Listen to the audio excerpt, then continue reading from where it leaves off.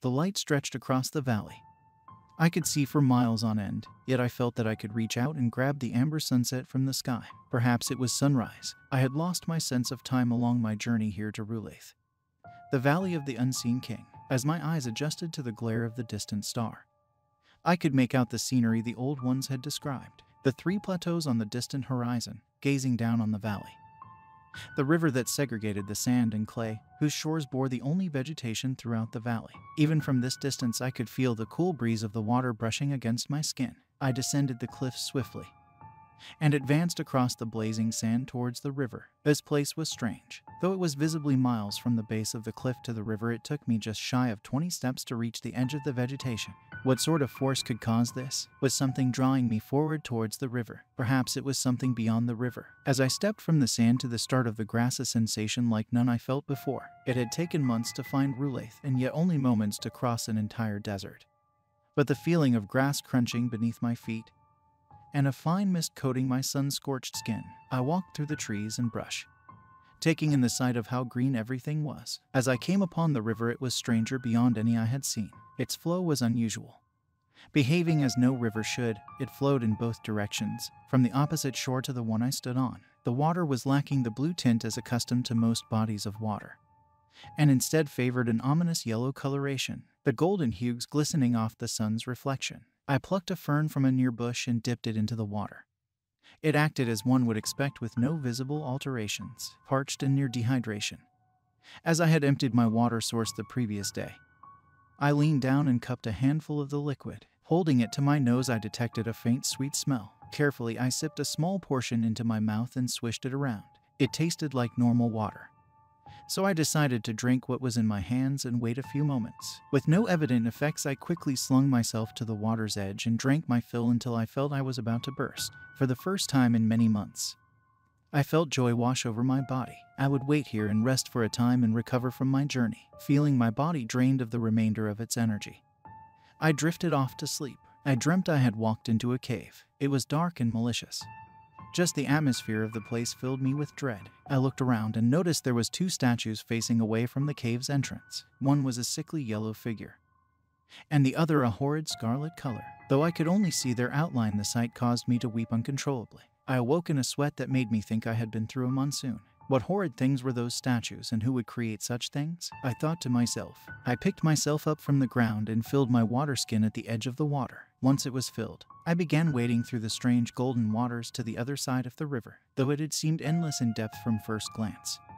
The water barely rose above my ankles as I crossed it. As soon as I stepped on the new shore, I became blinded by some unknown glare. I raised my hand swiftly to intercept and peered through the gaps of my fingers. There stood a faint outline of a distant tower. How was this not visible from the other shore? A massive structure such as this should have been visible from the cliffs. I took a single step forward and suddenly found myself at the entrance of a pearlesque city. What is happening? What kind of place is this? I thought to myself. The structures were even more bewildering than that of the river. Their architecture was all wrong. It made no reasonable sense as the buildings of my homeland. They were as round as a sphere, yet perfectly cubical at the same time. They varied in size, from what appeared to be singular structures to huge monoliths that towered over trees, their edges forming acute and obtuse angles simultaneously. Even though the buildings held no edges to begin with, what could create such things? I began walking down what I would imagine would represent a road, my mind flooded with questions of what magnificent being could have designed the city. I explored the town, marveling at the sights for what must have been hours before it finally struck me. Silence, though I was only on the outskirts. Since I had entered this place, I had heard no sound, not even my own footsteps or the sound of the river I had crossed. Panic and dread washed over me as I began looking about my surroundings. Though I had walked what I had thought to be a straight line, I was entirely surrounded by the structures now. I began spinning around frantically, looking for a path, beginning to hyperventilate. I grabbed my water skin and drank deeply, trying to calm myself, my mind racing with fear and anxiety. I collapsed. I was back in the cave, but I was further than I was previously, or so I think.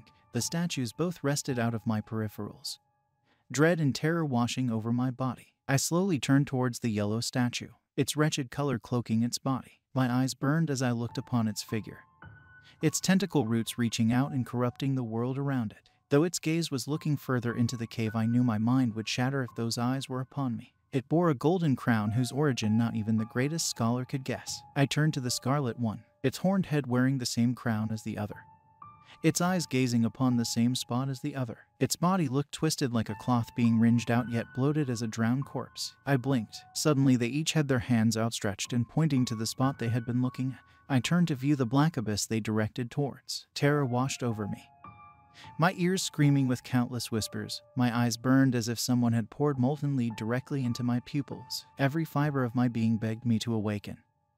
And yet I stepped forward, pushed by the force of the two kings. I awoke screaming at the top of my lungs, gripping my chest as my heart felt as though it was going to explode. I looked around at the buildings. Though I was still in the ominous city, it was clear I was not where I had fallen. I was no longer surrounded on all sides by the structure, but by strange piles of what appeared to be salt. I stood slowly, looking at the nearest pile. It was the same height saw most men. They were spaced close to 2 feet apart from one another. I reached out and touched it.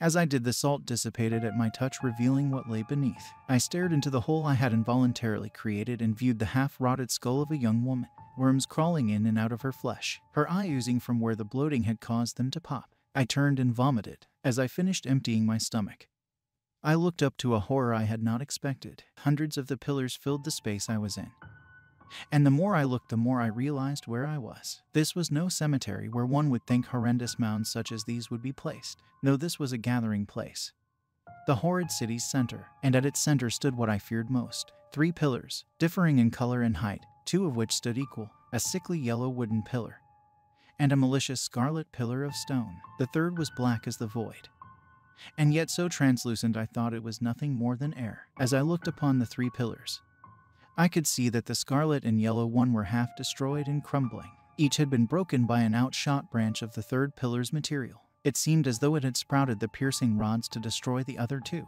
As I limped forward, exhausted, through the crowd of salt, I felt pushed by some force to move towards this pillar of unseen void. My legs shaking with each step, I stumbled into one of the pillars, watching the bloated, maggot-infested corpse staring me in the eye as we fell to the ground. I stood looking at two kings with their outstretched arms. Turning to face the void, I walked steadily forward. They guided me to the darkness, so I shall go, if nothing else but to be free of this cursed place. As I crossed the threshold, the black void before me faded, and before me stood a pile of the flesh and bone of man, their screams filling me ears as I looked upon them. Impaled, skinned, gutted, and rotting they screamed. In the center a man hung, crucified, with his back ribs torn open, his lungs draped over his shoulders, his eye, lips, and ears removed, and upon the top of the cross sat a skull. Its jagged teeth glistened.